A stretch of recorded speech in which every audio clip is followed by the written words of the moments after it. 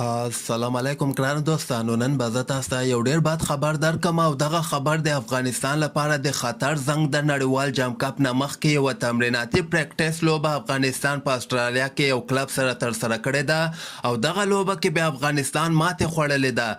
ویډیو تر اخره پورې وګورئ، په هر څه به تاسو پوه سئ. زه به تاسو ته وایم چې د افغانستان لوبغاړي خو هلته په استرالیا کې پریکټیسونه شروع کړي دي، خو دغلته یې بیا نن یوه لوبه هم ترسره کړې وله. د دغې لوبې سرسري معلومات ماته چا رالیږلي دي، نو غواړم چې زه تاسو سره شریک کړم. داسې پاخه معلومات هم نه دي، ځکه افغانستان کرکټ بورډ د دغې لوبې بیخي معلومات نه دي نشر کړي. کوم خبر چې ما ترلاسه کړی ده چې په دغه لوبه کې افغانستان 113 رنزو کې ټول لوبغاړي د افغانستان اوټ سوي دي. هغه بل ټیم ته 111 رنزه ټارګټ ورکړی او چې په دغه لوبه کې عثمان غني 10 رنزه کړي دي، درویش رسولي بیا 10 رنزه کړي دي، او همدغسې بل یو لوبغاړی هم دومره خاص رنزونه د افغانستان لپاره نه دي کړي.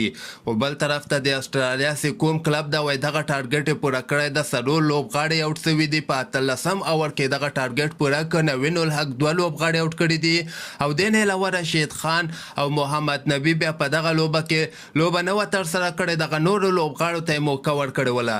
خیر دغه خواصې پریکټیس لوبه وله، خو افغانستان ته په کار ده چې خپل بیټینګ باندې ډېر زیات کار وکړي، ځکه پیچونه استرالیا کې ډېر تیز دي او د افغانستان ته به دغه بیټینګ کې مشکلاتو سره مخ کېدلی سي.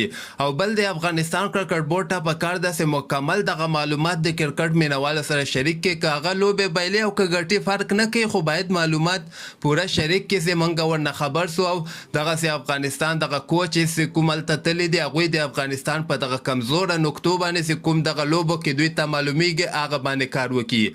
تاسو هم خپل نظر لاندې ما سره په کمنټ کې شریکولی سئ، او همدغسې تازه خبرو لپاره تاسو دغه چینل هم در سره سبسکرایب کولی سئ.